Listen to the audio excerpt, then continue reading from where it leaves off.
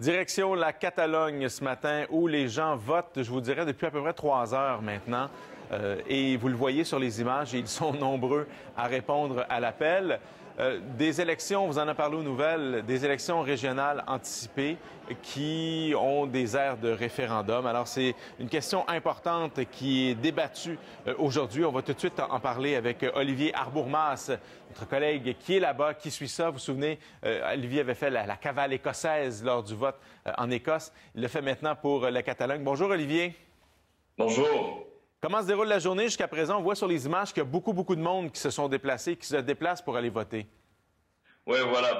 Là où on trouve les gens, c'est près des bureaux de vote parce que autrement, dans les rues de Barcelone, c'est assez calme. Ça ressemble à un dimanche matin plutôt normal, très tranquille. Mais aux abords des bureaux de vote, il y a beaucoup de gens, un flot constant de gens qui se rendent voter. On y va en famille, on y va entre amis, pour un vote qui est assez important. C'est ce que je retiens de mes discussions de ce matin avec les gens. On a l'impression de participer à l'histoire. C'est un jour historique parce que c'est la première fois que les Catalans sont appelés à voter officiellement sur la question de l'indépendance, une question qui s'est invitée à l'avant-scène politique en Catalogne et en Espagne depuis environ 5 ans. Bon, il y avait eu bien sûr la consultation de l'année dernière, mais c'était une consultation symbolique qui n'avait aucune valeur légale. Cette fois-ci, on vote clairement sur l'indépendance. Le seul problème, c'est qu'on ne vote pas oui ou non. On vote pour des partis indépendantistes ou des partis qui ne sont pas indépendantistes. Et ça peut peut-être causer une petite confusion. Toujours est-il que l'ambiance, c'est très jovial. Comme depuis le début du processus indépendantiste catalan, on l'appelle ici parfois la révolution des sourires. Vous l'avez évoqué, c'est pas aussi clair qu'un référendum, ce vote aujourd'hui. On parle vraiment d'une élection régionale. Est-ce que ça aura, cette fois-ci, une certaine valeur? Il faut savoir d'abord que les indépendantistes auraient voulu un référendum à proprement parler, comme on en a eu un en Écosse l'année dernière, comme on en a eu 2 au Québec. Sauf que Madrid leur a toujours refusé. Le gouvernement espagnol refuse de discuter de la question indépendantiste. Sauf que, d'une certaine façon, les indépendantistes ont déjà un peu gagné, alors que ça fait seulement 3h30 qu'on vote. Si on ne sait pas du tout le résultat du scrutin, mais ils ont gagné parce qu'ils ont réussi à faire de cette élection-là, qui au début était dépeinte par Madrid comme un scrutin de routine, ils ont réussi à en faire une élection qui porte clairement sur la question de l'indépendance. À Madrid, le gouvernement a changé de stratégie. Au début, il disait c'est une élection normale. Maintenant, il s'est mis à s'intéresser, voire à se préoccuper. Il y a même le gouvernement espagnol publié une vidéo hier qui ressemblait à un genre de love-in, mais sur YouTube, avec le premier ministre et d'autres membres du gouvernement qui s'exprimaient en catalan, au catalan, pour leur dire à quel point ils tenaient à la Catalogne. Et sur la scène internationale, la communauté internationale, elle aussi, s'est prononcée sur ce scrutin-là. Donc, pour les indépendantistes, c'est un signe que leur mouvement est reconnu et que cette élection-là porte clairement sur l'indépendance.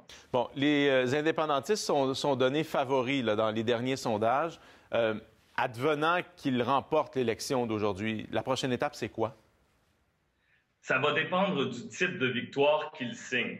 Ils veulent une victoire claire, sauf qu'en même temps, ils disent qu'ils vont aller de l'avant avec une majorité de sièges, parce qu'après tout, pour gouverner un Parlement, ça prend une majorité de sièges. Si c'était un référendum, ça serait des votes.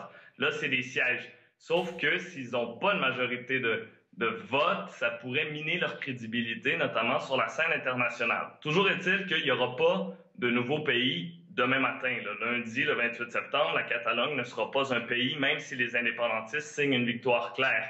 Ce qu'ils vont faire, c'est enclencher un processus de 18 mois. Durant cette année et demie-là, ils vont se doter de structures d'État parce que la Catalogne n'a pas, par exemple, les outils pour prélever des impôts. Elle n'a pas de banque centrale, elle n'a pas d'armée. Donc, le gouvernement indépendantiste va établir ces structures d'État-là et rédiger la constitution de ce que serait un futur État catalan pour la soumettre au vote populaire. Mais surtout, ce que les indépendantistes veulent, c'est relancer les discussions avec Madrid et avec la communauté internationale. Et là, ils auraient un argument clair, un argument fort, un argument démocratique, le vote du peuple. Et là, ils pourraient dire, là, il faut négocier ce divorce-là parce qu'un divorce négocié, c'est toujours mieux. Donc, pas de pays tout de suite, mais en 2017, ils pourraient éventuellement y avoir la création d'un nouvel État, l'État de la Catalogne. Mais la première étape de ce cheminement-là, c'est aujourd'hui. Ça se passe aujourd'hui dans les rues de la Catalogne.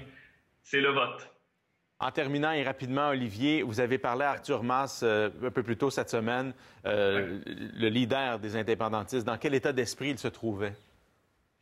Très confiant, très confiant. Les indépendantistes, en général, sont assez confiants de la campagne qu'ils mènent. J'ai parlé à Artur Mas, le président qui est le meneur du projet indépendantiste, mais j'ai aussi parlé à des stratèges de June Spelcy. Et ce qu'on me disait aux dernières nouvelles, c'est que leurs sondages qu'ils mènent à l'interne sont plus optimistes que les sondages qui sont publiés dans les médias.